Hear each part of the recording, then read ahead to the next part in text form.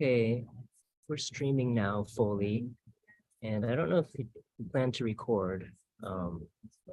Yes, I will record. Let me start the webinar too, because we're still in the practice room, I think.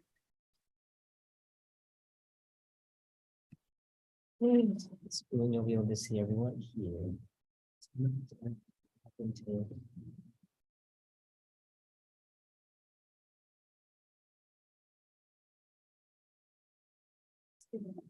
So we'll look at this.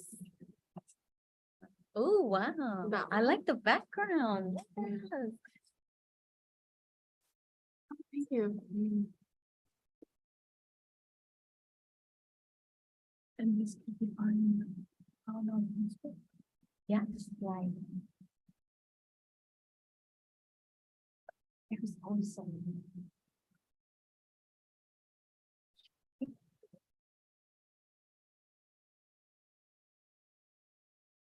So I'm gonna, oh, our panel has that.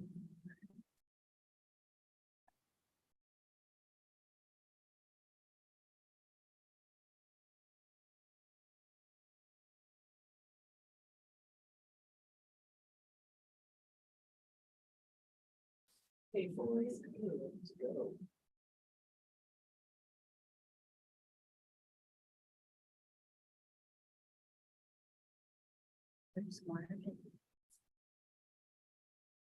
Kathy, are you about ready?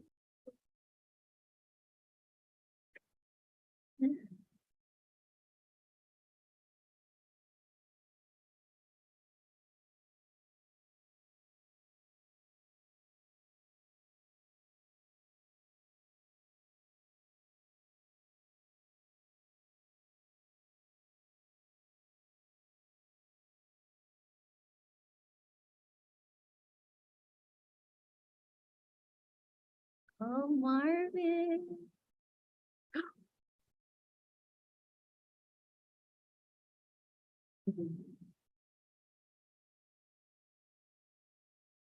Oh, Marvin's graduating at 6 p.m. Is that the president for the microphone? Oh, who? Marvin? I'm gonna get off down here. And then I use this. Very well. Okay, I think we're ready. Can you hear me? Yes. Are we All right. For some reason, it's not. Sorry. Okay.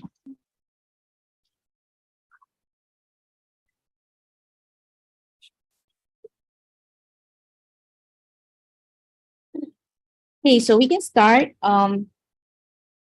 Let's welcome everyone. Thank you all for joining us today. Are we on live stream now? We are, right? And welcome those that are joining us online from anywhere, everywhere, somewhere. Welcome. This is the youth panel live stream. And we have our youth, some are joining us online and some are in the room together, sitting together. And we welcome everyone. So this youth live stream panel title is Let's Talk for Real, Racial Equity and Youth Resilience in Hawaii. And we have our facilitator joining the ones in the room, Dr. Nicole Yamase. I'm going to tell her to introduce herself, but she is one of our young and the only scientist that went down the trends in Micronesia. So please, Nicole, take over. Ian Tiro. Thank you, Auntie Kathy. My name is Nicole Yamase, and I'm from the islands of both Pohnpei and Chuuk in the Federated States of Micronesia. I recently graduated from UH Manoa's Marine Bio grad program with my PhD So I am here currently serving as the program leader for the Matao project, which focuses on reconnecting our Micronesian youth here in Hawaii to their navigational heritage. So thank you so much for giving me the opportunity to be the moderator for this panel. To begin, I'd like to express our thanks to our hosts and sponsors, Bishop Museum, PIDP, East West Center, CPIS, the Western Educational Equity Association Center, and the leaders of our Micronesian communities here in Hawaii for making this event possible. And now I'd like to introduce our panelists today. We have Marvin Mariano, who is from the islands of Pohnpei and Chuuk in the Faroe States of Micronesia. He is a senior at Kaimuki High School. He'll be graduating today in a couple of hours. And he will be attending Honolulu Community College this fall semester. He's a participant of the Matao Project, a member of the Micronesian Club, and a mentor for the Malama Mentor Program at his high school. His hobbies include playing basketball and hanging out with his friends. So Rananim and Kasalele to you. Next, we have Samantha Piyelit, who is from the islands of Polowat and Fesholap in Yap, FSM. She's a senior who will also be graduating tomorrow. She is a senior at McKinley High School and will be enrolling at Kapiolani Community College this fall semester. Her leadership roles include being one of the young Matao leaders, serving on the island board of governing student representatives, and interning as a Pacific Daily News Vibe intern reporter. Some of her hobbies include swimming, reading, fashion, and all things ocean related. Next, we have Laninbwij Lenin Nelson, who was born and raised in Marjorie Atoll in the Republic of the Marshall Islands. His clan is Ij Irik. Mr. Nelson is currently completing his first year at Honolulu Community College. He serves as the Vice President for Micronesian Wayfinder, whose mission is to unify, empower, and support all Micronesians. Yes, what it's all about. As a student at Waipahu High School, Mr. Nelson was part of the Waipahu Wayfinders program, where he supported his peers in navigating school websites and technical tools needed for distance learning. Then we have Ms. Shanielyn-Debra Asher, is the daughter of Shanty and Ronnie Asher. She is Koshrayan Pohnpeian with little drops of Rotuman and Native American blood, and she's proud to be of diverse background. Shani is an incoming sophomore at Chaminade University and will be pursuing a bachelor's degree in psychology. Having completed her freshman year, she has accepted a paid internship opportunity to work in the field to learn if a psychology degree is what she wants to pursue. She will return as a full-time student this fall and wishes to pursue law school. Whoa! After completing her bachelor's degree in psychology. She wishes to one day be a voice of her community and lend support to her mom's advocacy roles.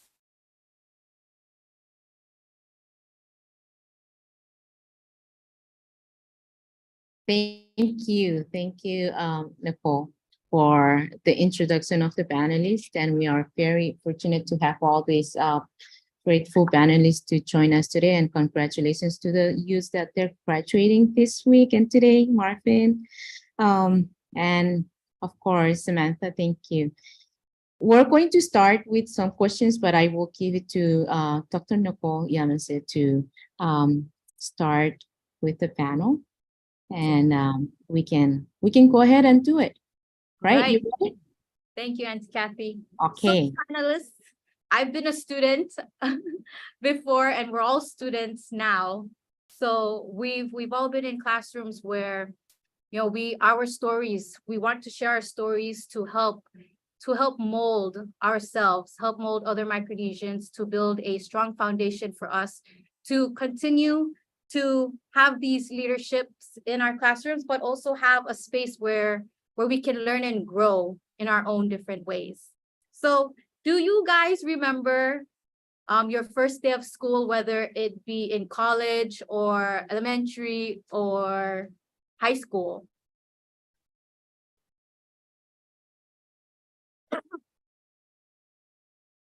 Okay, I'll start. I'm actually very new to Hawaii. I recently moved from Guam to Hawaii last year, and my first day of school is so vivid. Like I still remember it, and it's like I'm a senior already. So when I first came here for school, it was a lot difficult for me to transfer my credits and everything because I came from a school in Guam, and some of the classes I took were they weren't able to be transferred. So I checked Farrington, and then I went to the counselor there, and he just gave me a straight answer. He just looked through my he looked through like my transcript, and he was like, yeah, you're not gonna graduate on time with this credits. And at that time I had a 19.5 credits because I did advanced placement back home. So when I transferred here, like all the hard work I did in Guam, it was like, sorry, I don't know why I'm crying. It's so vivid. Like it was graduating tomorrow. it was like, I was like, it was crushed because moving here was very difficult as a Micronesian, because back in Guam, they would tell me that it would be hard for me to really transition. And like, oh, it's best not to wear a skirt because I'm Chinese, half Vietnamese. It's best not to wear a skirt in public because you would be racially profiled. So I tried again. My mom kept trying, and I was like, Mom, just give up. I'll go back to Guam to finish high school. She's like, no, we're gonna keep trying because we came to Hawaii for medical assistance. And then she tried again, and I went to McKinley, and they accepted my transcript, and I was able to graduate, which is my graduation is tomorrow. So Graduates tomorrow. it's the experience of transferring the credits was hard, but I had to take 7 classes because if I was in Guam, I would have half day, but to transition from like advanced placements and all that stuff I did in Guam to just taking 7 classes with a lot of underclassmen. Like I had like a couple classes with underclassmen, so I was like, I was ashamed, but I was like, just get through it. Yeah, determination. Yeah. Thank you for sharing with us, because a lot of our students transfer from back home and then they don't realize that a lot of the work that they put in won't be accepted at different universities or schools as well. So that's a good advice to give to, if you're gonna transfer, to look ahead and see whether that, the schools will be accept your transcript. You guys remember your first day of school, of university? I vividly remember my first day at school, specifically my first day out of school in Hawaii. So I transferred from the mainland, from San Diego, and back in San Diego, no one knew what a Micronesian was. So there was no prejudice or any form of hatred that I had to encounter there. But then on my first day here, I went to school with my transcript and I went to the office. And as I displayed my transcript to one of the faculty members, their first response was, "And you're Micronesian? You're actually very smart for a Micronesian," which was very hurtful. Yeah. You never realize the things that people think towards your people until you actually encounter them in real life, because back in the mainland, no one has these views that everyone has of our people here in Hawaii, and it's very sad. So, but I had nothing against that woman. It was that spark that kind of ignited, like, oh, so that's what people think of our people. So it kind of just like opens your eyes to realize what you're about to face and what kind of adversity you're about to go through. And it motivates you to do even better than what they expect of our people. Prove them wrong. Yes. And that was my very first day in a school here. And that's what shaped me to try and work even harder for the upcoming years. Thanks for sharing that. Well, I moved to Hawaii from Marshall Island in 2017. And then I attended West Point Intermediate School, 8th grade. And the challenges I faced was trying to understand English, because I came from a place where I really speak English, or anybody in my village speak English. So I mostly speak Marshallese in my whole life, growing up, and then moving to Hawaii, and then listening to new languages, and then trying to speak new languages is kind of one of the challenges that I faced when I first moved to Hawaii. Around first week, me being in Hawaii, I told my parents I want to go home already, because it was hard for me to understand it. It's really scary to learn a new language, and being someone who accomplished something that could not think that I can do. It's really something special to me. And then the reason why I keep continuing going to school and then start to learn the new language, English, is the teachers that are really understand what is it like being a newcomer, or being someone who doesn't really understand English. And then I just want to give a shout out to Mr. Tanaka, who really stood out to me. He made me comfortable. He made me feel like, okay, I belong where I belong. Made me feel that, okay, I can learn something from them, and then I can improve. During my journey learning English, there's a lot of people making fun of me, saying that, oh, you're saying the word wrong, you pronounce it wrong. That's not how you say it, and they just laugh. And then that's where I get my motivation to grow my mind and then prove them wrong, that yeah, I can learn a new language. Just gotta start from the bottom and go all the way to the top. My experience in the intermediate, it wasn't that bad, except making fun of me when I try to speak English. Just thankful that the teachers in the West Point Intermediate are really understanding what is it like being a newcomer. Thank you, Laninbwij. Marvin, do you remember your first day of school? Yes, actually, I do remember my first day of school. It was August 22nd, 2017, when I first got here. And I went to Washington Middle School. Me and Amigin Yeshi, we both went to Washington Middle School, and my first day I was lost because the campus was much bigger than the school I was at in Pohnpei. And every time the bell rang and they would say, oh, it's time to go to the next period, I was lost. Like, oh, what's that? What's a period? They were like, oh, that's your next class. Because back home, I just remember staying in one class and learning all the subjects in just one class. So that's the thing I had, hard time getting used to, oh, period 7, oh, I gotta go to this class. So yeah, that was one of the things that, I had problems with when I first came out here. And the second one was I agree with Laninbwij, because I didn't know how to speak English. I didn't, so back in my middle school, back in 7th grade and 8th grade, I would always get into fights because people would make fun of me. Oh, he doesn't know how to speak English. I don't think he's saying it right. And I would always take it seriously. And yeah, I think those are the things that I remember mostly about my year in school since I'm graduating today. Yeah.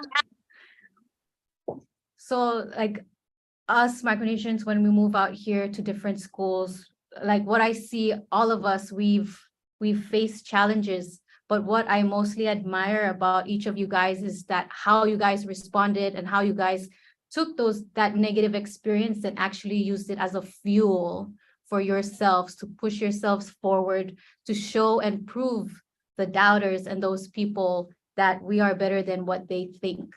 Things that they get fed through media and the news. But thank you guys. You guys are all inspirations. You guys all have goals. You guys are graduating. You guys are at university. You guys are in college. So you guys are already huge role models, especially for our young kids, our Micronesian kids who will be the next generation to move from our islands out here. So your stories, each of your stories are so powerful. And I hope you guys know that you guys are, yeah, some of us may think, you know, oh, I'm not doing much for my community, but you guys, in everything that you guys do, you guys are role models for our next generation. So I know there's like a lot of challenges in the classroom. What do you guys think are some ways that are the classroom environment, or even like how our teachers can maybe provide, or different ways or activities where we can embrace and share our culture? Like, even if it's just like my teacher, one of my professors, she learned how to say Nesoranim or Kasalele. And to me, that simple gesture to me made a huge difference. Like, it showed that my teacher put in effort and time to learn my language to make me feel welcome. So are there other activities or different ways you think that teachers here could, you know, bring into the classroom to help our Micronesian students feel welcome and help make the classroom feel like a safe space for them? I think just because I go to McKinley High School and we have a Micronesian club, and just with the Micronesian club, it brings unity with all the Micronesians. Like, when I first joined, I haven't really connected with the groups within our schools. And when I saw like all the micros, I was like, wait, you're Micronesian? And they're looking at me like, you're not Samoan? I'm like, no, I'm Micronesian. And like, I think it's just like just the effort that like my advisors in McKinley for my Micronesian club, like the effort to show up for the kids is really important, because if we don't have strong like adult advisors, it kind of falls back. Like, it won't be strong. The clubs, like the Micronesian club, wouldn't be as strong. And please, as a member of a Micronesian club, I strongly advise the adults, the supervisors, to listen to the kids, like the ideas that we have. Like, if we want to do a dance for this thing, or like make fundraisers or whatever to help pay for our t-shirts or like field trips, listen to the kids, because honestly, us micro kids, we have good ideas, like we really do. And I think just being able to be heard by an adult, that's really important. Thank you for sharing that. It's so important for all of us to have strong supporters in our community, Micronesian or not. Like she said, listen to the kids, because I swear there's so much creative ideas coming out, stemming from all of our youths. Like, our young minds are tapping into creative areas where they've never explored before. And so these are really exciting times for all of us. You guys have any idea, or do you guys have a Micronesian cultural day as well? Not necessarily what I was gonna add on to was to embrace. There was, I went to Kamiki High School. I graduated there, and there was a teacher that I had. She was an English teacher. Her name was Mariano. I had her for 3 years, and recently they had this Shakespeare festival, which we have every year. And one of the people in here, Amagin, he was a part of it, and it's usually we read books written by Shakespeare and we interpret it in a more modern way so that kids these days would be understand it more, Yeah. so they could relate to it. And his class, Amakin's class, they had Ponapan themed. Oh, wow. That's how they interpreted theirs. And I look up to that teacher because she always finds a way to, I guess, include everyone's cultures into her lessons, and she's open to all the ideas that we have to add into our lessons and how we want to approach certain things that we encounter in class. And that's a great example of how we can embrace our culture in school. And so shout out to Miss Akamine and to Amagin's class. That was an amazing play. Oh.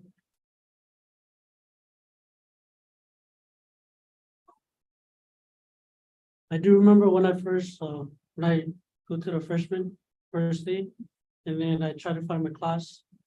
And it was really hard because it's kind of big campus for me. When I entered the class, my homeroom teacher, her name is Mrs. Taprosa, but she let us call her Mama D. So when I first came in, she pronounced my name, which surprised me. And then she also said Yahweh. So greeting me in my language, say Yahweh, it really surprised me. I was like, huh? What? I was like, okay, there's still a teacher here who are really do care about us Micronesia.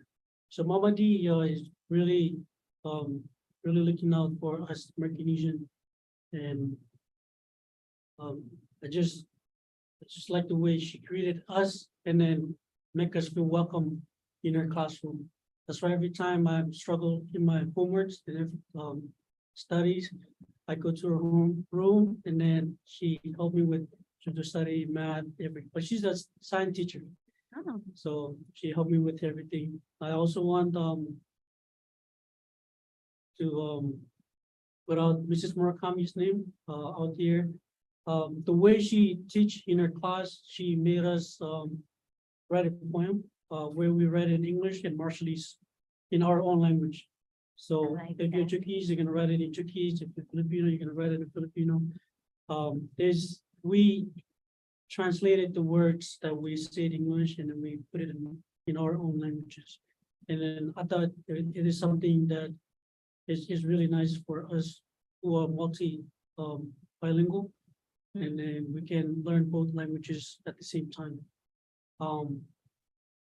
But all my other teachers in Waipaw High School, they're really doing great. Keeping us active, keeping us motivated to continue with our high school journey until we graduate. Other than that, thank you. That's not a number. I love that you guys are giving thanks and praise to those who really help mold your experience in school. Because it's always about, acknowledging those.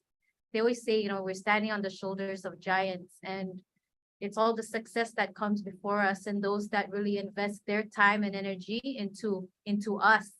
And then it's going to be our turn, you guys' turn to do the same for our younger youth. So one day, kids will be saying, thank you, Teacher Samantha, or thank you, Miss Shani. So yeah, it always comes back around full circle. So sometimes school can get challenging mentally, physically. How do you guys keep that positive, mental, strong attitude? Because sometimes a lot of our kids, they give up, they quit, but you guys have had the dedication and the perseverance to get to where you guys are today. What keeps you guys mentally strong, physically strong, and just keep that positive attitude? I would say my parents, because of course your parents would be your number one supporters, because they are to me, they are my number one supporters. And honestly, like when my mom transferred me to McKinley, I was just like, I don't want to go through this. I want to go back home. I want to go back home. And she's like, you can do this. I know, I believe in you. I was like, okay, mom said I could do it. I could do it. So I went through it. And honestly, also being around friends, just going out with my friends and just being around with them and laughing and telling stories. It's just so good to be around like my Micronesian friends or any all my friends of course. So yeah, I would say that. So parents and social, keeping that balance. Yeah. Social balance is so healthy. Self-care, always surrounding yourselves with your loved ones, your friends who help push you and lift you up. You guys lift each other up. How about you, Shani? How do you keep that strong mental? I think as a Kushan or as a Micronesian, culturally we're all very connected to religion. And I think having that relationship with God and just having his support with you is a great, like, I guess, support system, basically. It's just like you have that person to look to when you're in need, and then you just know that there's a person listening to your needs. So that's the first thing I would list. And then another thing would obviously be my parents. That's a great, my parents support me, especially my mom. It kind of seeing, not to like brag about my mom or anything, nothing like that, but seeing how much influence she has on our community and how motivated she is to like help everyone reach their everything that they could possibly like achieve in life. It's so like fulfilling to see and so refreshing. Like if it kind of like gives you or gives me personally like that push that I need to be motivated to have that type of consideration for my community. And that's what supports me, or yeah, basically. Being involved in the community. You're from so- Amukan? I'm so sorry. Amukan is also part of the panelists, so he hasn't said anything. Can we just hear from him? Sorry, Dr. Yamase. No, it's okay. It's okay. Wait, can you repeat the question again? Yeah, so there are a lot of challenges that, we face. What keeps you positive during these challenges? What keeps you pushing forward? Because school is tough. So there are a lot of us who like give up, who just want to give up and not move forward. So how do you keep that positive mentality to keep pushing through? Oh, so yeah, just like Samantha was saying, family is always there, always gonna support me. Um, Also like Shawnee, like God, like always gotta respect him. Always, we're always gonna be loved by him, and yeah. Sorry, I'm kind of nervous. That's okay. I'm so sorry we didn't call on you. No, it's okay. But thank you for sharing. We all, Yeah. some way, we have to find inner strength and strength wherever that may be, with our parents, with religion, with our grandparents, and really have that strong foundation to keep pushing forward. Because I know we don't only go to school for ourselves, but we go to school for our siblings, our parents, and really for our community, so that we can give back and build a stronger future for everybody. So if you can give yourselves like advice to your younger self, or maybe like share something you wish you knew a long time ago to help students, like for example, the transfer of credits, or it could be anything, any advice you'd give your young self, or for those who will be, who are in school, or who will be graduating and moving into college or university. Would you like to go first? Well,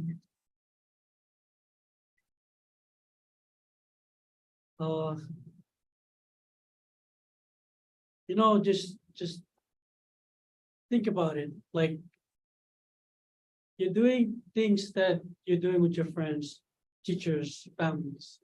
But if you really think about it, you're gonna realize that if you continue what you're doing for yourself.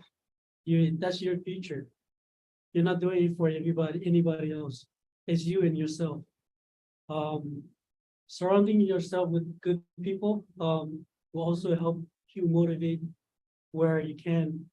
You continue and say, okay, I'm doing for myself, I'm doing for my future, I'm doing for my future family, I'm doing for my mini me. It's something that it's some advice that I can give it to the new generation that are coming up. And then always remember that difficult doesn't mean impossible. So whatever any difficult challenge that you're facing, it doesn't mean you cannot accomplish it. As long as you work hard for it, you're gonna accomplish somehow. You gotta work hard, just working hard. You need help, ask for help. That's why asking help is one of the key things where you can find a way around the struggle or the challenges that you face.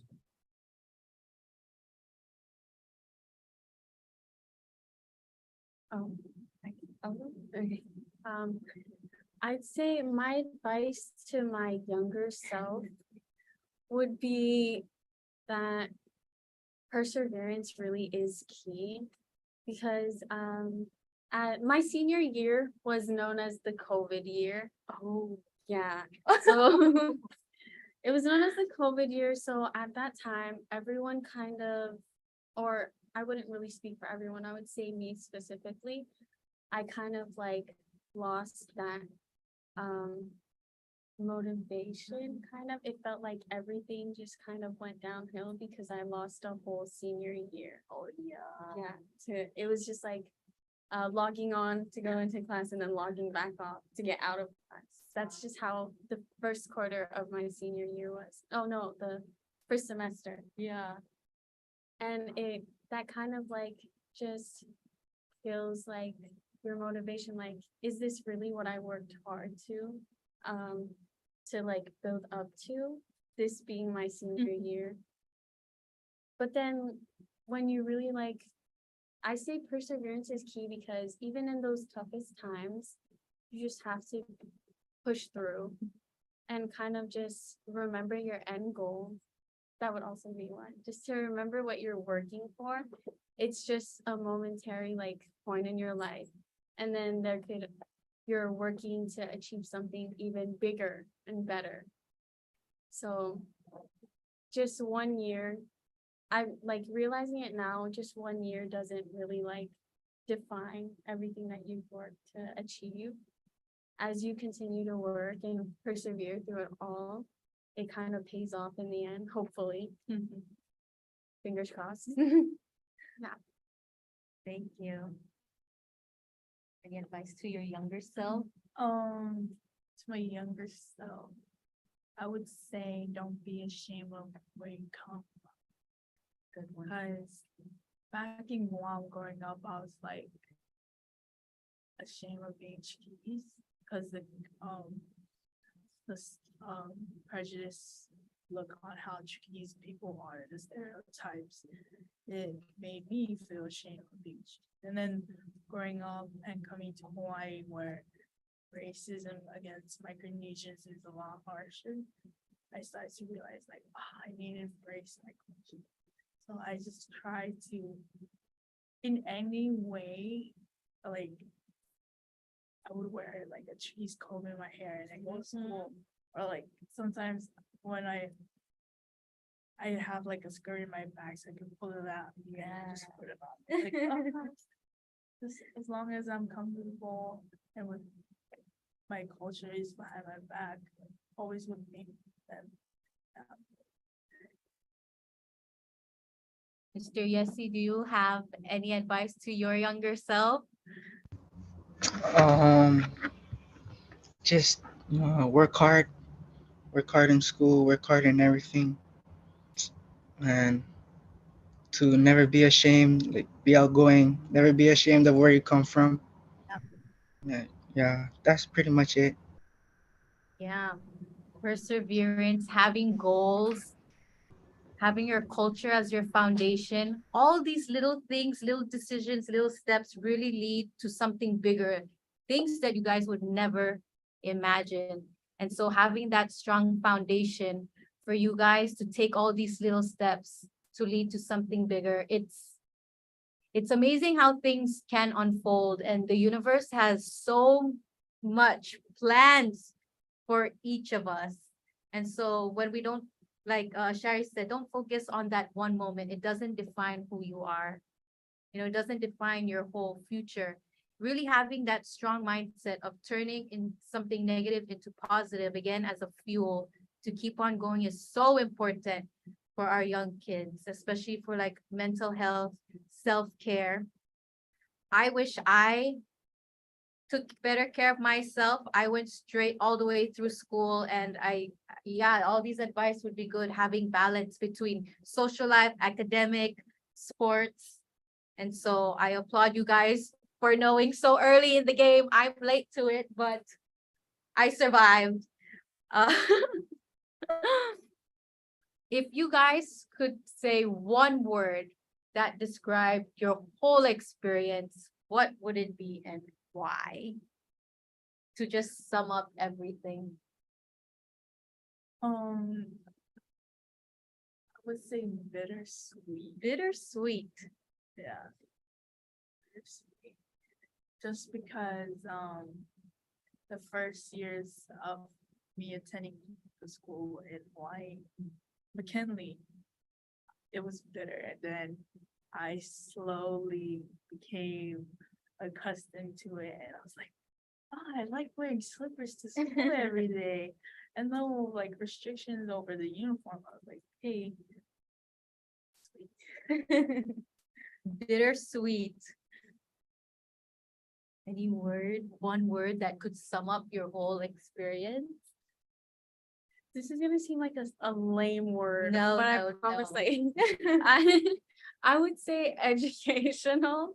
Educational. Because not only like did I like grow, or I hope I grew to be like a better person throughout those years, but also because it kind of like it was like an eye opener, like to so many things that you don't really notice in life. So it was very educational. Educational. For me, I would say roller coaster. Um, Sometimes I go through tough times, sometimes I go through fun time. There's time where I can have fun with my friends. There's time where when you sit alone, it's like, I gotta do this on my own. I'm gonna gotta try my best. Let me just find my way out of this situation. So roller coaster is the best way to describe my whole school years.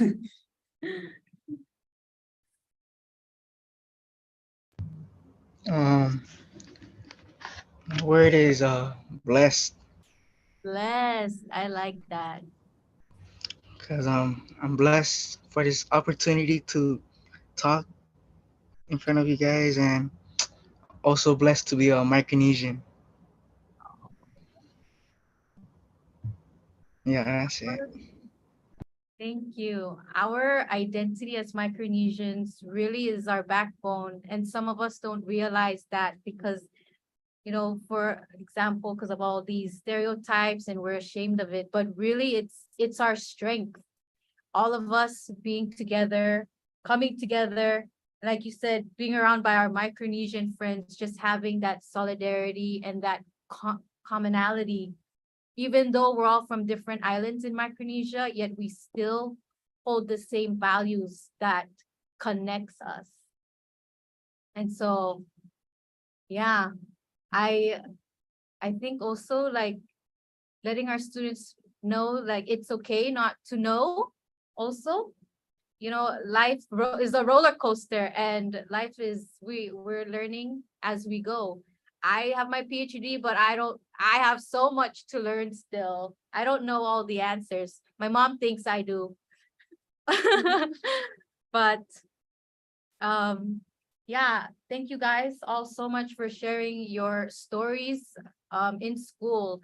All of these will inspire and also hopefully give our teachers and the education system ideas of how to make our classrooms a better and safer place for our Micronesian kids, how they can integrate our education, our cultural background as the foundation to their class activities so that we can feel welcome. Because a lot of our schools, our kids, again, have challenges is because the curriculum doesn't fit for them. And so being mindful and taking our culture, the different ways that we learn, taking information can be integrated into the curriculum. So yeah, because our kids are creative, intelligent, determined, smart, everything. And so, it goes against all the stereotypes, and, you all are living proof of that. So we thank you all to our panelists for sharing your stories, because you guys, I'm old, you guys are the new leaders for our kids, and especially for our students who, are struggling, but you guys are the light for them. And when you pass on that baton, pass on that light, they too will do the same, because it's always about, giving back and sharing our knowledge, sharing our spirit and culture with one another. Do you guys have any final comments for our youth or anybody, our Micronesian youth, before we close the panel?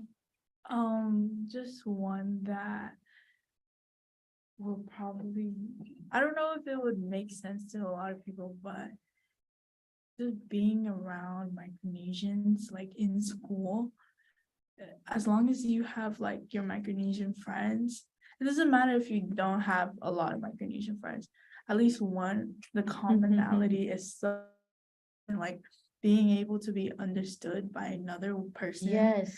Has the same cultural background as me is so good in school. Cause like Denisha, she goes to Moana Low, and I think there's not much Micronesians there, so she's not able to connect with a lot of people and express her culture. So I guess just finding your people is really important. Finding your people. Yeah, within school. Yeah, I like that, because it makes you know that you're not alone. Yeah, it truly does. Guys have any last comments? I would say to the adolescents or the future generation, I would say, I just thought of this word, I could have used it earlier. You can share? Have fun. Yeah. Like if you don't enjoy what you're doing, That's then good advice. it won't feel as accomplishing as it usually would in something that you enjoy doing.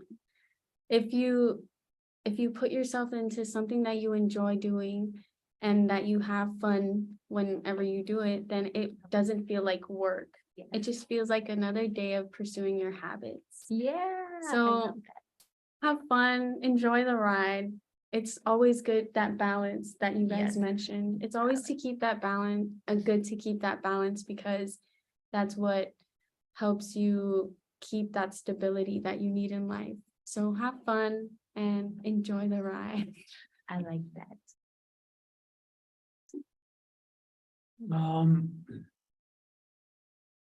Just remember that everything you do is impacting the community around you. Chase your future, all right? Yeah. Just do you, and then don't follow others' foot. Follow an example, but do your own, all right? Because in the future, people that you've been looking up to, they might gone, but they might be somewhere else. So be you, be yourself, surround you with the right people. Always think positive, right? If you need help, ask that out. Don't. Every time, every time of your life doesn't matter. So don't waste it, all right? Do something or just get up, stop scrolling, Yeah. get up, change your future, and then let's ride. Let's I go. like that. Thank you. Um, Comment I would give to young Micronesians is be a leader. Yeah, just like what that guy was saying. Um, what else? Ask for help. Yeah, Anything. Yeah, that's pretty much it. thank you. I like that. These are all really crucial advice as everybody moves forward in whatever they do. Ask for help, have fun. A lot of people ask, how did you spend 8 years for your PhD? I was like, it's because I was having fun and that was something I really enjoyed. Plus COVID happened. So there was a little delay. But thank you all so much for sharing your stories again. And just know that you are the light and inspiration for many of our young Micronesians. So thank you. Thank you, everybody, for joining us, those who tuned in online. Oh, thank you. Thank you all. Before you all get off, let me just tell you something. Dr. Nicole Yamase, she's from the islands of Pohnpei and Chuuk in the Federated States of Micronesia. I didn't say this in the beginning because I want people to figure out, but she has a Bachelor in Environmental Studies and PA in Biology from Chaminade. And she got her PhD in Marine Biology from the University of Hawaii, Manoa. Dr. Yamase became the first Pacific Islander and fourth woman to reach the world's deepest part of the ocean, Challenger Deep in the Marianas Trench. She hopes her love for the ocean and expedition will inspire young Pacific Islanders and other minority students to pursue STEM fields. We all know what is STEM, right? As a passionate advocate for education and her local community, she serves as the program leader for the Matao project. That's her baby.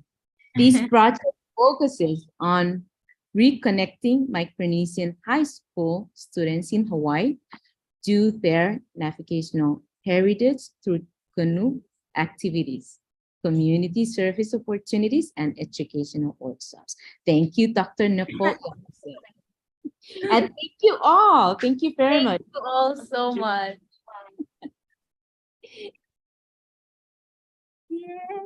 Yay. That was fun. You guys have really good advice. Should be up to our panel. Okay, all right, stand by. We're going to start the adult panel in just few seconds, I think. All right, go ahead, Eric. You can do your thing before we start.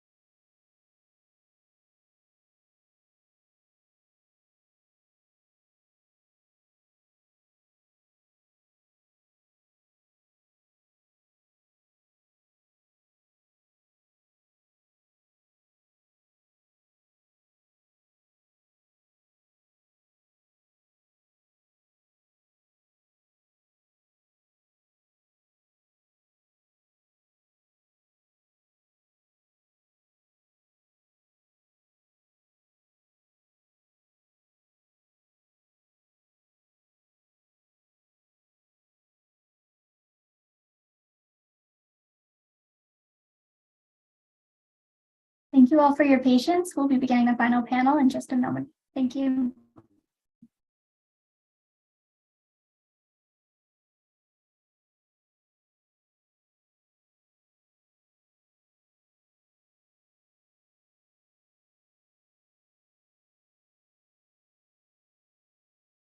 Really? Okay.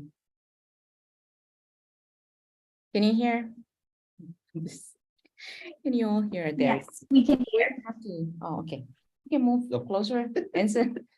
Don't be scared. 6 feet Are you still doing 6 feet apart? Gosh. Already. We would like to welcome everyone again. And if we can ask our online panelists to come online and let's join hands together.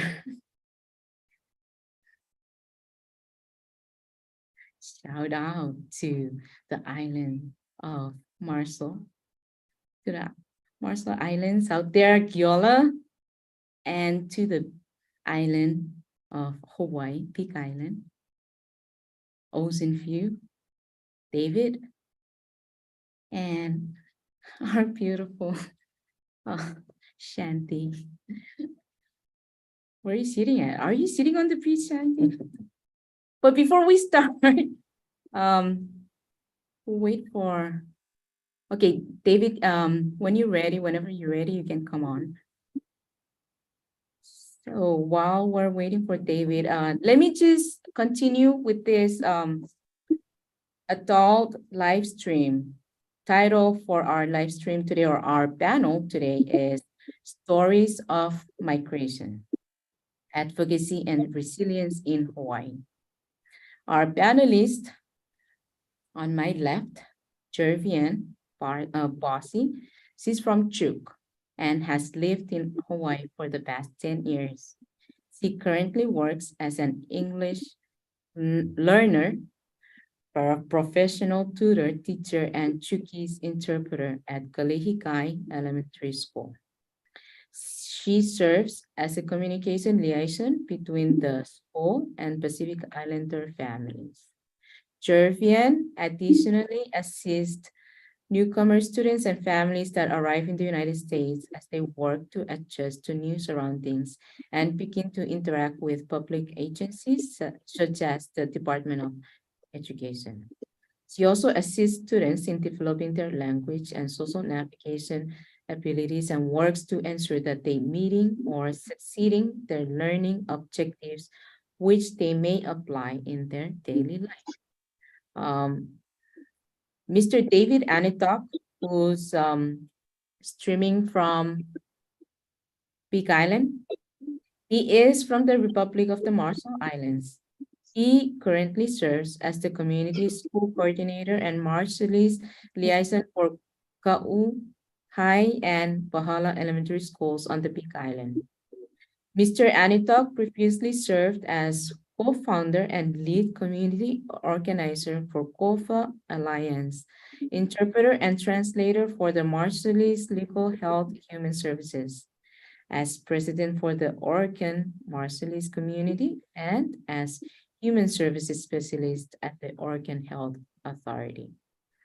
On my right, Mr. Enson Ichin moved to Hawaii from Chuk in 2005 as a student and has since worked in both Oregon and Hawaii.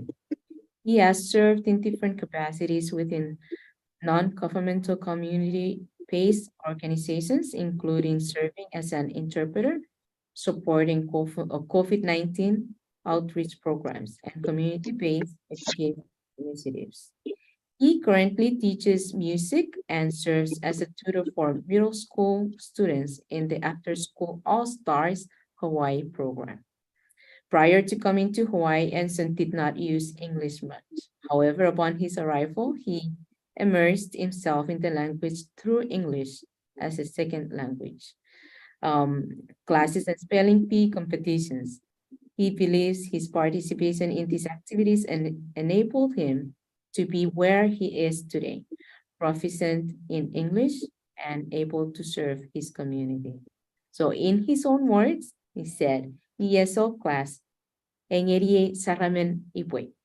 The ESL class paves the way for me to see my way forward.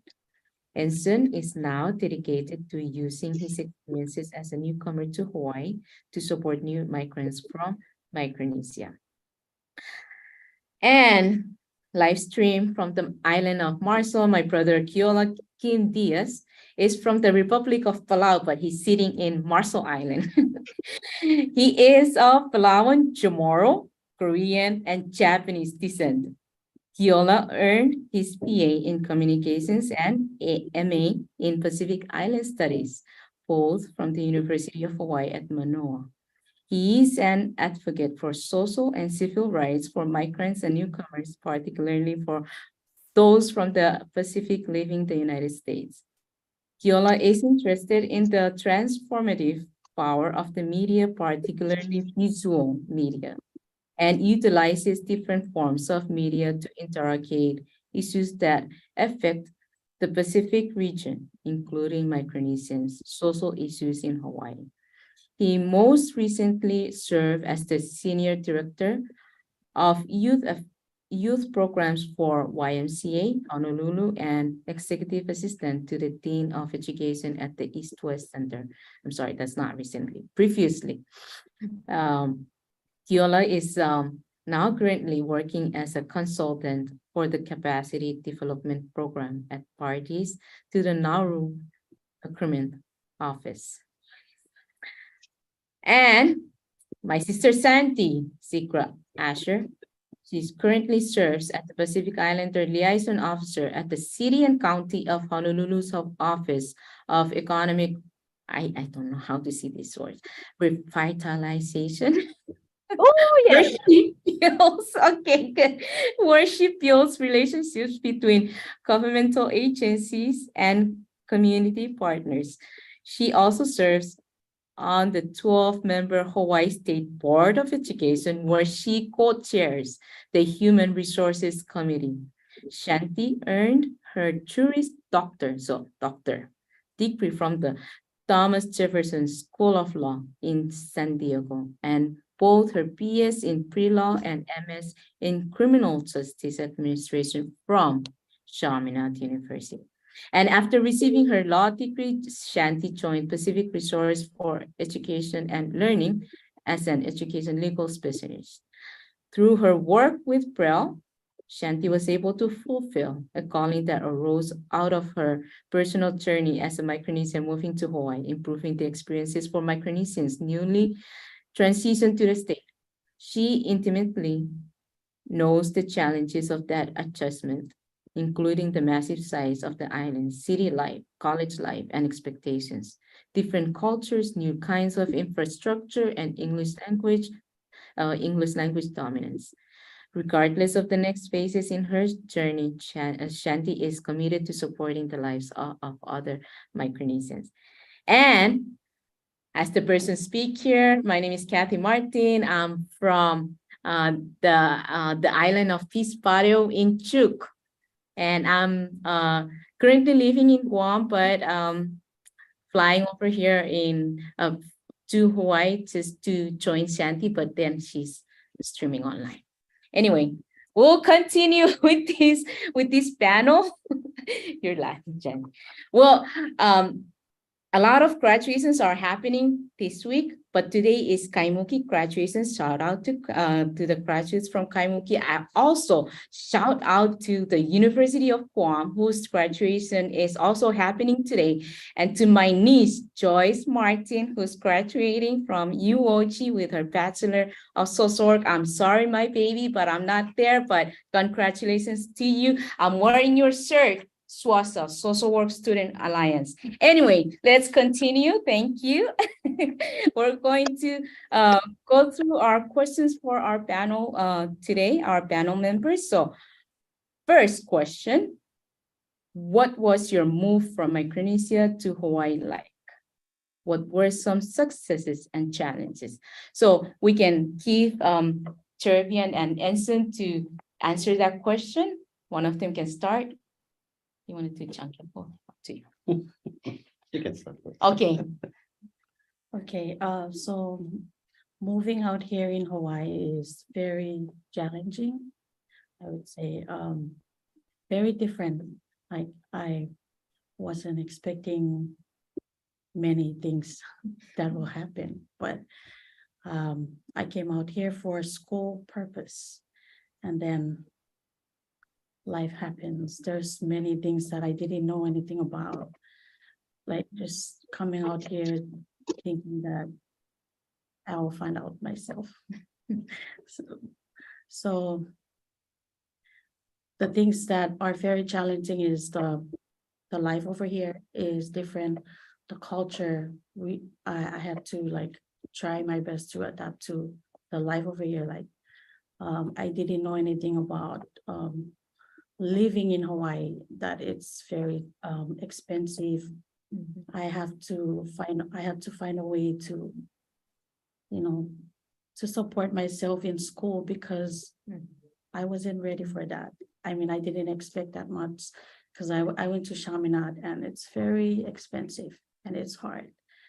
And moving forward, I faced so many obstacles, so challenges. I got pregnant during my school days, and then I was thinking to give up, but there's many people who was like pushing me, helping me, and supported me to keep going. So I did my best to just finish it off, even though I didn't get my BA yet, but I'm glad I did finish what I supposed to finish. And then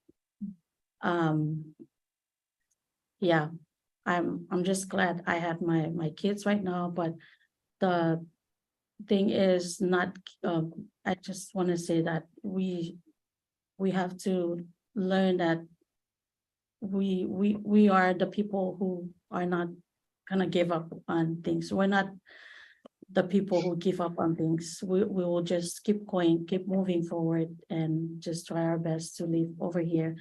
And yeah. Thank you. Thank you. Well, true. Sorry. Nobody knows so what's going nervous. on here. I mean, nobody knows about Hawaii until you come and you find out yourselves, right? So. Is it? Yeah, I guess what I just would like to bring it up that is that I wasn't really expecting that this is where I'm gonna be like right now. Like as I've mentioned in my story that I was here for medical purposes, and that I able to overcome and I completed recovered from my medical situation. Then I was, because I was like so young, like, a little age. So my family decided for me to, start a school here. I left my island with uneducated. Like I've never go to school.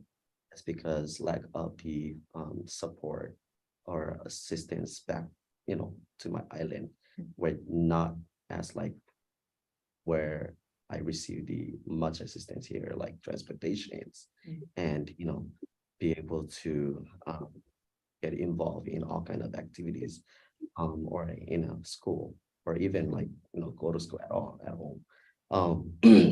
But here it's like kind of gives based my way where I was able to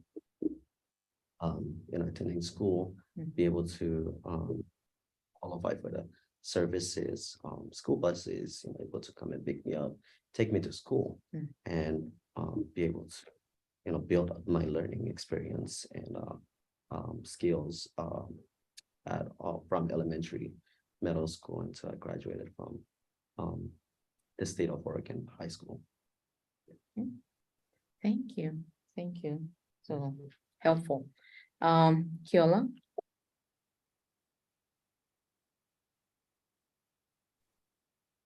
My let's see, I think mine is my arrival to Hawaii was a little bit more unique. I think I had a little bit of an advantage simply because, my dad was in the military and I was here before, or excuse me, I was in Hawaii before. And so returning for schooling was a different experience. So I think it would be best to share my move to Hawaii when I was a child, when I was about 5 or 6 years old, when I didn't know how to speak English, number one. And I dressed differently. It was obvious when I was standing at the bus stop. I didn't know where I was going and until the kids were, kind of poking fun at me. So it was I think that the first time coming to Hawaii as a little kid was very traumatic. And I think what helped to overcome those things was we had a very large family unit. So they provided a lot of support for me. It was something that was very, I think for a child, is a little bit traumatic. I don't think I don't think anything's happened to me mentally because of it, but it was an experience that I would like to share, because it's very similar to the people who've come for university education. Culture is different. You don't, if you speak the language, or if you're not very fluent, it's very obvious to the people that you're dealing with.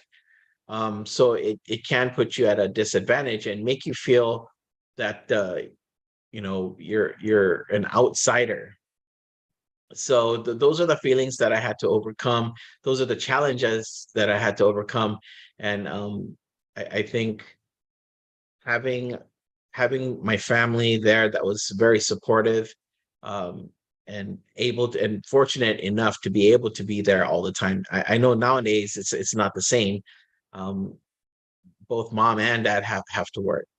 I'm not going to say my age, but back then it was okay for one person to work and could afford rent and a car. So that was an experience for me, and I think it's kind of shaped me for me to be who I am today.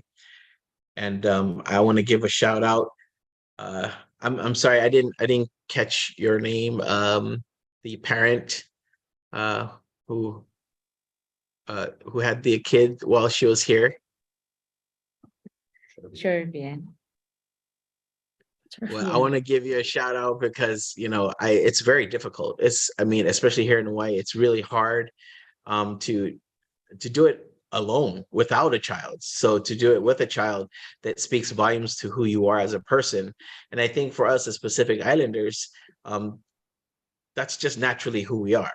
We face challenges every single day, and especially living in the islands. It doesn't matter what it is.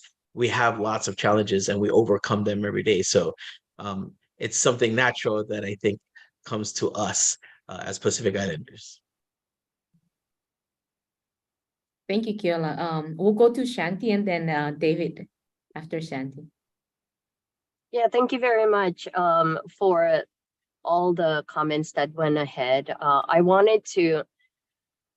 think my story is almost similar to Keola's, but it's the age that I had when I was coming in to Chaminade in '99.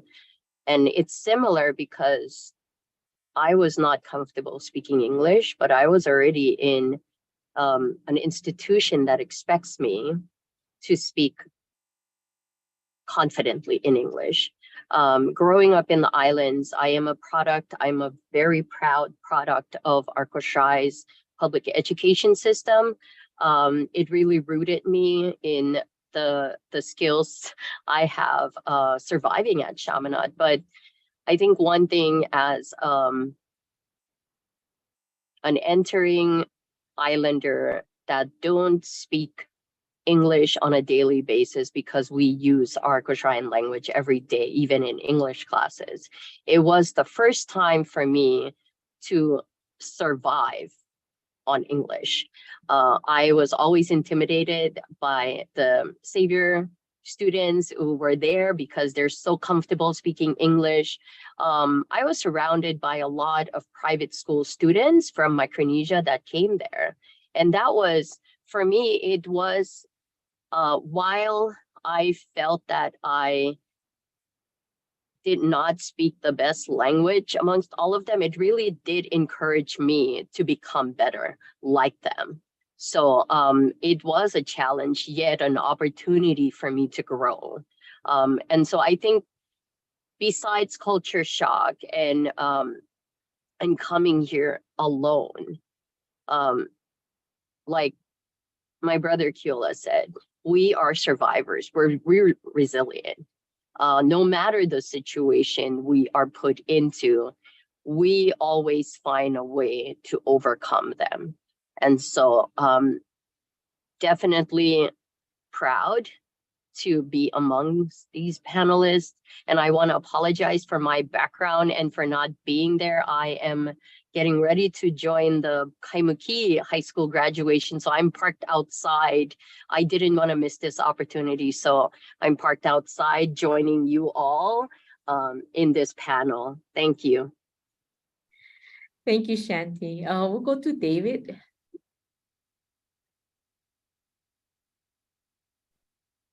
David, can you hear us? You're mute. I know that he was texting that he's still having some connectivity issue, but you'll be reconnected pretty soon. The area is in. Okay, I can see him online, but we can continue and then he can jump in whenever he's connected. Well, maybe we can go ahead and ask this question. What does equity look like? I'm going to start with you, Keola. What does equity look like? Wow, that is the question of the day, isn't it? That is the ongoing question. What does equity look like? Is it when everyone gets everything equally? Does that define equity? Definitely not. Everyone has a different situation. We all face different situation. And so I think for me personally, equity is a space for dialogue and conversation. A safe space for dialogue and conversation where we can start to identify what are the unique challenges that every person faces. What are the different things? What are the differences? What are the similarities? And so when you have a safe space for conversation and honest and open dialogue, and it allows for people, I think, to be able to share their feelings, share their obstacles, share their challenges, share their solutions, share their thoughts, their opinions, even if you're a racist person. Why do you feel that way? And if you're the person being discriminated against, how does it make you feel? What are some of the things that can aid a certain person, a certain group of people, certain family? It doesn't cover, there's not one solution that fits all. It never is that simple. And so I think equity is the ability to be able to converse, to be able to communicate with one another and have an understanding, and to be able to, change certain situations or change situations at all, to make it a peaceful place to live for people, a place where people feel safe, a place where people feel welcome, a place where people don't face judgment or pass judgment. I know it sounds kind of like a unrealistic kind of life, but I think that's what equity should represent. That open, safe space for dialogue and conversation, for sure. Thank you. Oh, hi, David is on. Hey, David. Yeah. Well, would you like to jump on, David, with the question, what is equity look like? Or, yeah. Oh, I just lost him again. Okay, well, I'm gonna go to you, Shanty. I think I'm gonna speak mostly to the work that I do at the city and also on the board, because this is an area that I have been fighting for. For me, equity is really providing the right tools and resources to help our EL population, the tools and resources to help our Micronesian population when it comes to access to good jobs. Like Keola asked earlier, does it mean equal? No, it doesn't mean equal. It basically means that if you are going to provide additional support in order for everyone to have an equal playing field, then for me, that is equity. What do our EL kids need? Well, definitely first, it's a sense of belonging. So are they feeling that they belong to the school? That's the first thing.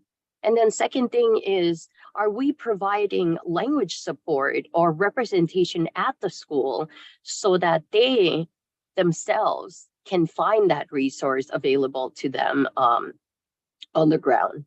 So equity is definitely something that has been a hot topic and prioritized at the city, especially when we're trying to help lift up our community. If it means providing more resources so that we're all having equal opportunities to things, then that would be, for me, equity. It's not equal distribution of support, but it is adding the right level of support, even if it's a little more than the others, so that we can all have the same opportunities. Thank you. Thank you. David, would you like to jump on?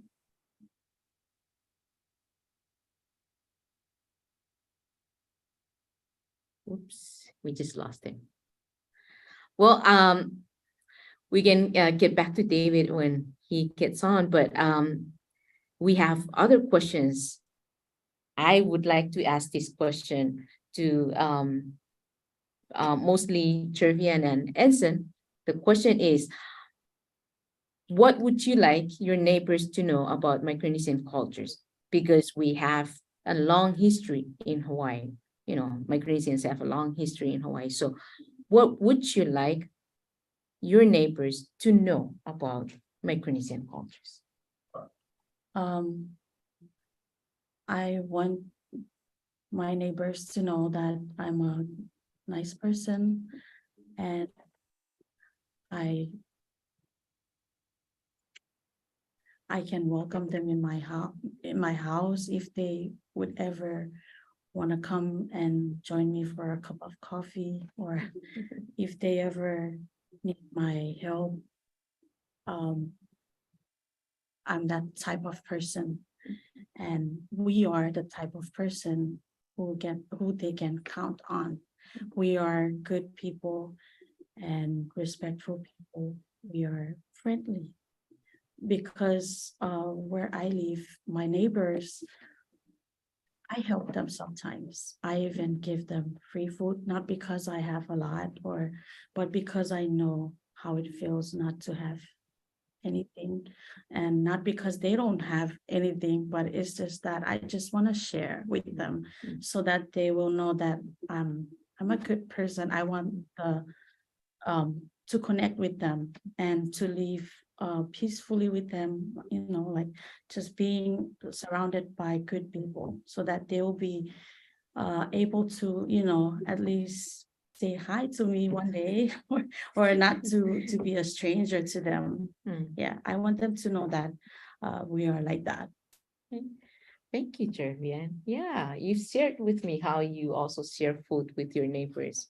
Yeah, I think we almost everyone do that. So that's kind of part of the culture and the love and kind. I'm going to turn to Enson.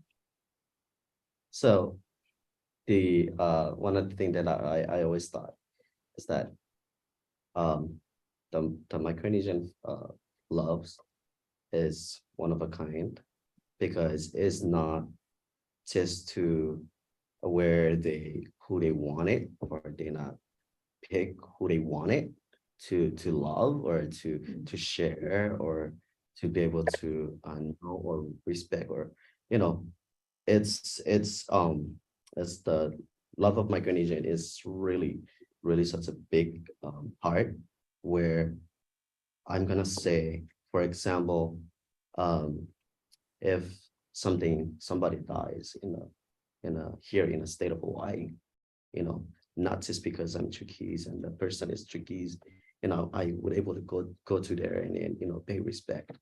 It's not because of that. It's because of the love of us, the Micronesian, and including the Chuukese community. I wanted to also know that I want my neighbor to know that I do respect a lot. I would not be able to talk on the elders, of course, and also whoever that is older than me. It's such a thing that I'm always kind of like aware of, that I'm not overspeak on whoever that is more older than me, And then especially, like I said, sharing, caring is the most part of the that outsiders of Micronesia. They always looking at us and I think for me to use that as an example, cousin, friends, and sisters or whoever, it's there's nothing as such as cousin, friends, as you are cousin and friends with them, you're just including as your siblings, part of your siblings in a family, like a person that you're really close to. So you have to love that person. So that's one of the main important thing that I wanted my neighbors to know all about. Who you love, you include it as your part of your family. Thank you. Thank you, Enson. That's beautiful. And we're all humble people, even if, let's say, I have a degree, but I would say I don't have, just because I don't want people to think that I know everything. But anyway, that's part of humble. David, are you able to connect?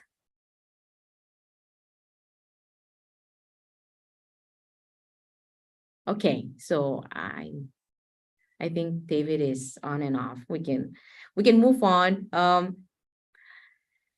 Shanty, anything you would like to share about you want your neighbors to know about the Micronesian culture?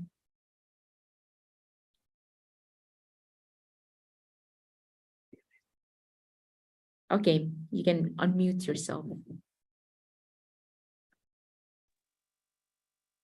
And you think we're gonna be used to this already. It's like over 2 years and we still forget to unmute ourselves. But what I'm gonna share is very similar to what the fellow panelists already alluded to earlier. I just want our neighbors to know that we are good people. We are good people. Unfortunately, there are bad apples, just like every other ethnicity. We are good people. Get to know us. If you see one of us, say hi to them. We are very welcoming. We are very giving. We are very loving. And we're very trusting. Everything that I have heard people say about us, I feel that it really undermines who we are. And when you have that belief, you lose that opportunity to get to know the best of us, the best of what we have as Micronesians. So to our neighbors, we want to get to know you. Let's have conversations. Thank you. Keola, any input? I was wondering, Shanty, like I told myself, don't be the first one to not unmute yourself and talk. So thank you. I'm always the guy. I'm the guy. I always do it. It doesn't matter how many years we've gone through this. I'm always the guy that will just talk and talk, and they're trying to get my attention to unmute myself. Man, what do I want people to know about? I don't know. I feel like I want to go a little bit in a lighter direction. I want to say, like, I want them to know that we got really good food. And we have the original diet from thousands of years ago still to today, and we still eat it. And we're really proud of it. I was just thinking, you know, and this story pops up every once in a while. There was a couple of, I think they were Marshallese, a couple of Marshallese guys, and they were, you know, butchering a turtle.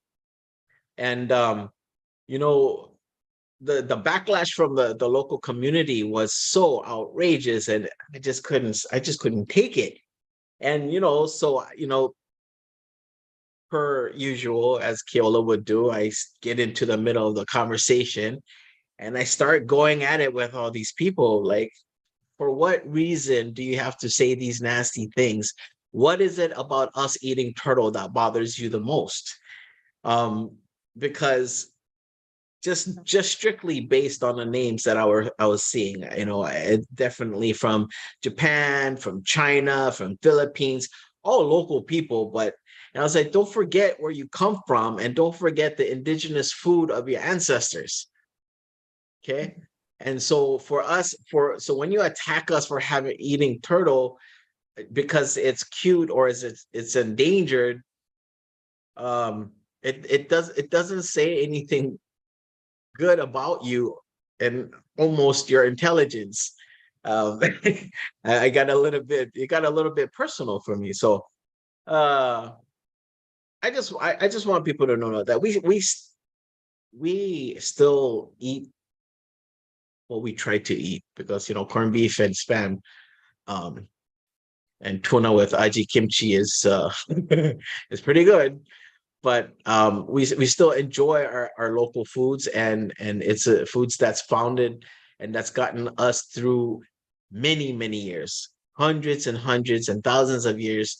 It's gotten us to where we are today, where we're still here, we're still strong, we're still surviving.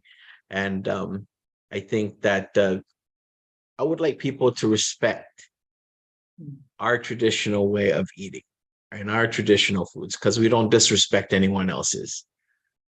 So I think that's my 2 cents there. Well, thank you. It's true about turtle, you know, it's a long time meal for our ancestors. There are times where you harvest, and our people know that. There are times where you don't harvest. The next question that I would like to ask, maybe I can start with these two.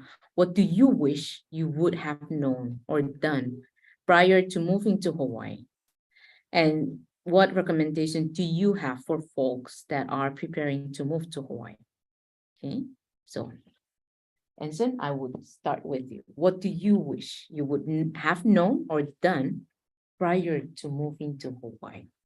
And what recommendation do you have for folks that are preparing to move to Hawaii? Like what I wish is completing my some of my education background back home, so that way I can come home here as a second home in Hawaii and be able to start off my advocate role here while I'm doing some colleges and stuff like that, which, you know, I've already, you know, started for some helping the community, translating it around, but I would have to, like, it wasn't to where like I wish I would have done completing my school there and then come here and, you know, having some continuation college or stuff opportunity there here and while I'm working. What I would recommend to our family back home to come here is looking out to the youth nowadays. and I'm sorry, I'm gonna have to speak on this because as me, a middle schooler staff, it's really like so difficult, so much hard for the staff of the school to be able to get the student in front of the whiteboard and like focus, and because they not to where everybody are like wanted to learn and have some academic learning in a school. It's like their body in a class, but their minds is somewhere else where they want to be outside. They want to be doing all kinds of suspicious activities. But what I would recommend is that family from back home, they coming to Hawaii, whoever that goes with a child sent out for schooling must go along, because I think that way it help by keep feeding of encouragements towards educational level, because I feel like nowadays parents, even the guardians here that are residing in Hawaii, it's just hard because they're spoiling some of the kids. But if we can help each other on the Department of Education side and like parental level, it'll be so much like it will be like so much work, good collaborations, I would say, because we helping out each other. I think that's just my point of view, like recommendation to our back home newcomers that are coming to to the island of Hawaii, to make aware of that. Yeah. Thank you. Thank you. I'm going to throw back at you, Keola. What do you wish you would have known, or known or done prior to moving to Hawaii, and what recommendation do you have for people preparing to move to Hawaii? I wish I saved $1 million before I came. All of us do, right?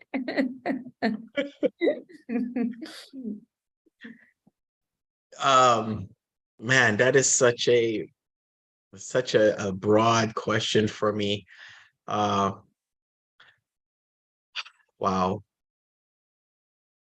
I was too young to think about responsible things. So I mean,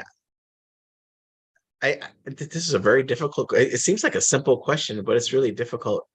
But I think I wished I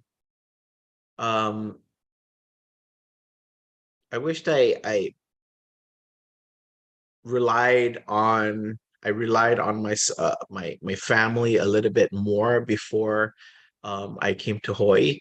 I have to be honest here. During my youth, I was, I think, borderline crazy. I just decided to get on a plane as any way I could and fly to Hawaii from Palau, not knowing where I was going to live, not knowing what I was going to do. I guess it was just the adventurous side of me, but I really had this idea that I knew what I was doing, and I knew what I was doing, and I knew where I was going. But in actuality, I didn't have a clue. And I think in retrospect, I think I would have liked to spend more time with my family and kind of listen to the things that they had to say to me before I left, because these things are now like the most important things for me after my youth and after schooling. What is it truly that was meant for me?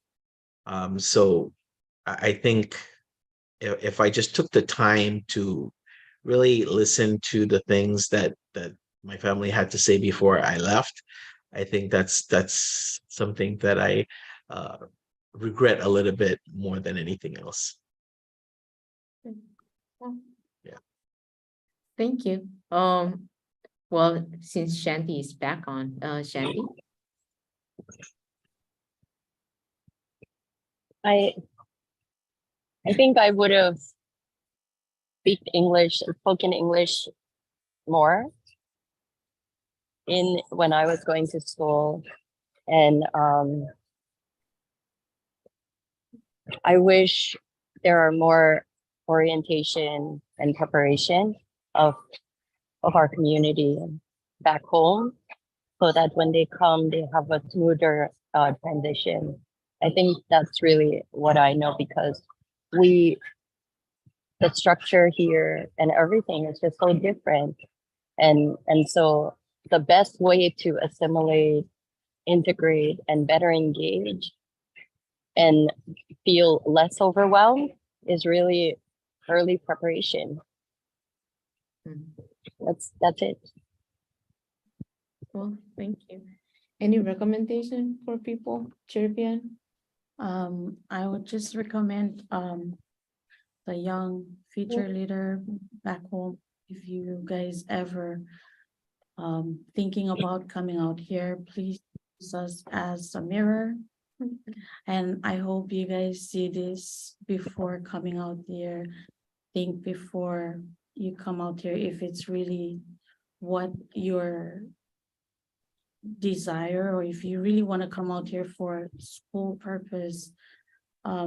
You have to have the right mindset in order for you to be success. Thank you. Any recommendation?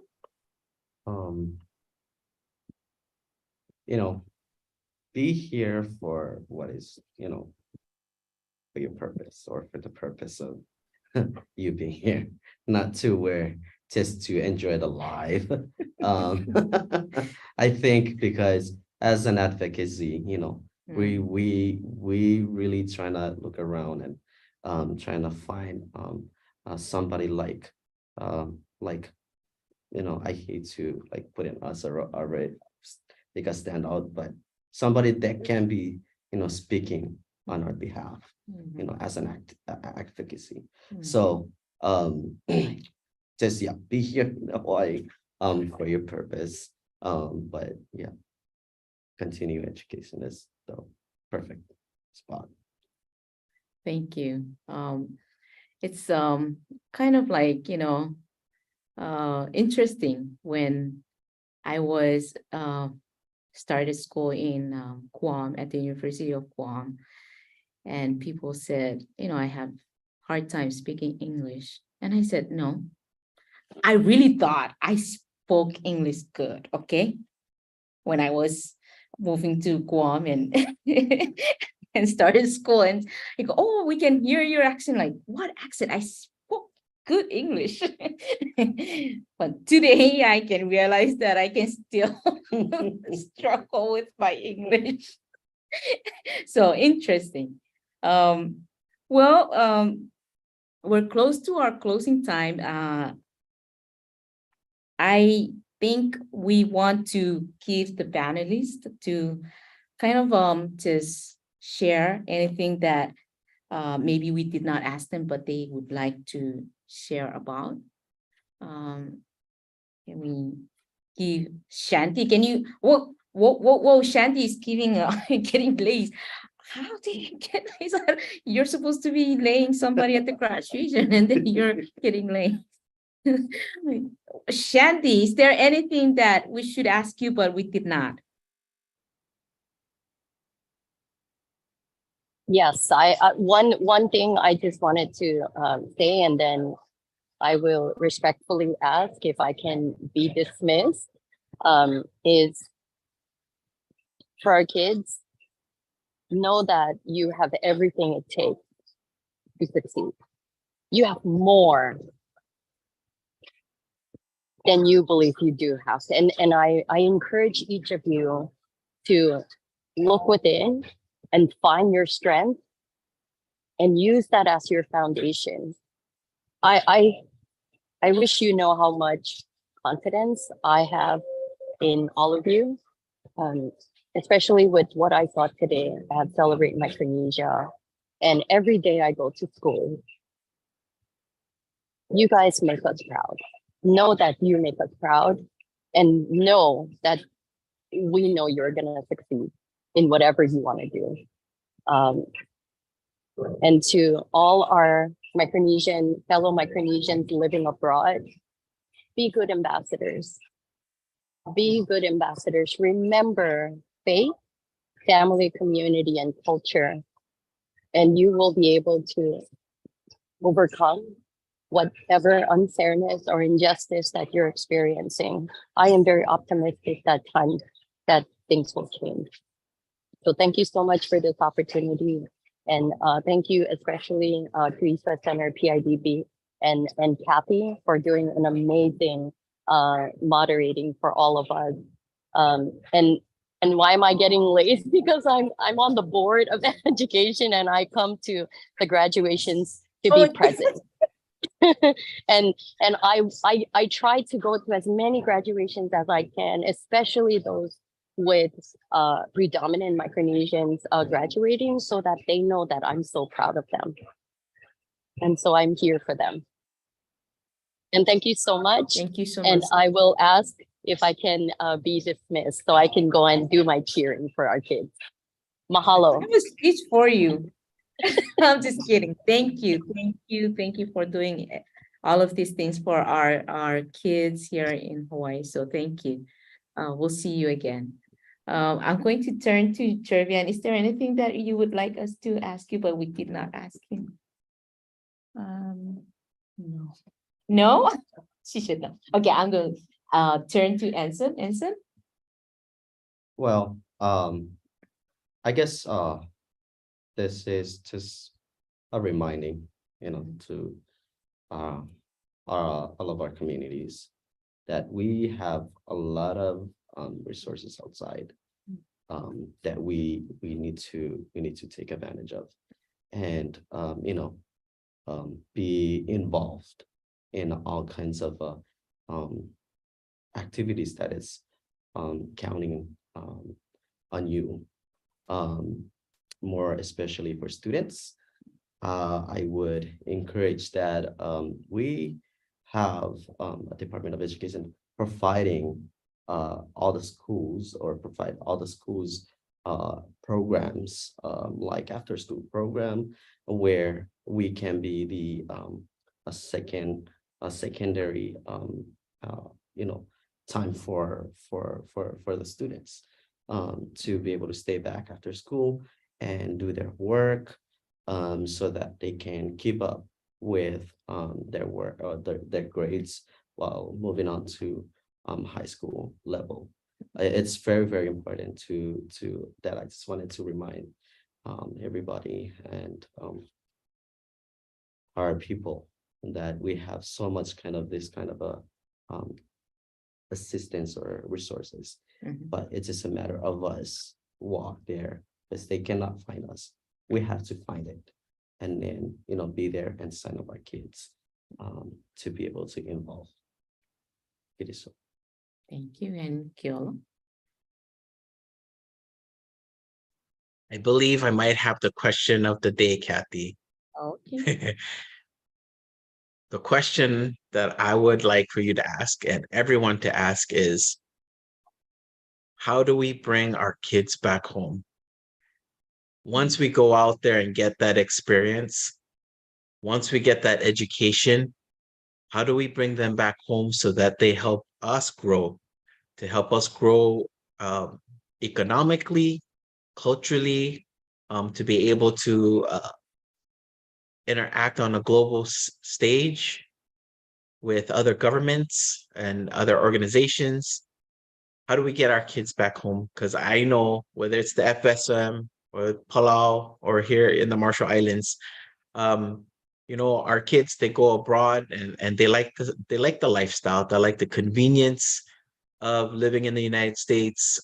They like the technologies, they like the low, easy access to a lot of things, and that's all understandable, very understandable.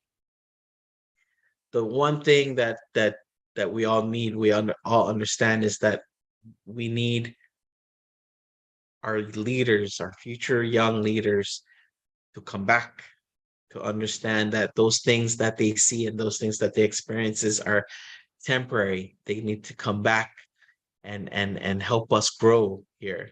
So that's the question of the day. How do we get them back? And Kathy, like working at PNA, Parties to the Nauru Agreement, we're a regional organization that involves 8 countries, 8 Pacific countries. And even in my capacity development program, that is the number one question: is how do we, we're going to invest in our youth. How do we get a return on our investment? How do we bring them back? And I think, we need to create that, maintain that foundation for our kids, maintain the identity, maintain the culture. And maintaining doesn't mean keep it static. It means, how do we change along with it, where our kids know that these are the things that are important and these are the things that they're going to want to return to. And for our Micronesian students, one thing that I've learned is that we are very fortunate. I know we see the bad parts of our colonial history, but I didn't realize how many other Pacific countries and islands that there are that really do not have access like we do. Under the Compact of Free Association, we're able to travel to the US and take advantage of the things that I say, kind of holds us here. But there are other Pacific countries where their relations to the bigger countries doesn't equate to the relationship we have. They aren't allowed to travel freely without visa, without an explanation, without justification. So a message that I want to send out to our students is that we have an opportunity here. We have an opportunity to make ourselves great. We have an opportunity to utilize the resources that's made available to us, that's not available to a lot of other Pacific Islanders. And I think we need to take the opportunity to make sure that we strengthen ourselves. And like Sister Shanty said, we have to be good ambassadors to our temporary home, and be mindful that we have a home that we need to return to. We have a home that we need to protect. We have a home that we need to grow, and not to forget about those things. And that's all I got to say. Well, thank you. I mean, it's really great how everyone contributed to the questions, and we're at the hour of our panel here. We want to thank everyone. We want to thank Cherviann, Eric, for staying with us in here and making sure that our live stream is really going on. Thank you, Cherviann, Enson, and of course, Keola and Shanty. And we very sad that David couldn't get on. He was trying. I think, the network on the Big Island is a little challenge there. So, but what you guys had brought here is really helpful to our community, to everyone that listened to the live stream. So thank you all. We really appreciate, and we thank those that joining and our viewers. Thank you out there. Shout out. I know a friend out there, Jason, is watching. Thank you for watching from Miami, Florida. And just thank you to our Braille staff. They're in the other room waiting for us. Thank you so much for this opportunity. Thank you to all our PIT Bishop Museum for providing this space for us to use. We can't thank you enough for what you have done. Thank you. God bless. Aloha. Thank you very much. Thank you, PIDP. Thank you, Kathy. Thank you, brother. Hopefully to see you in Marshall Island. Yes, come on. I got a whole bunch of, my freezer is full of coconut crabs waiting for you, Kathy. I'll be there. All right. Yes. Thank you, everyone. I'll end the You're live stream there. now. Thank you. Thank you.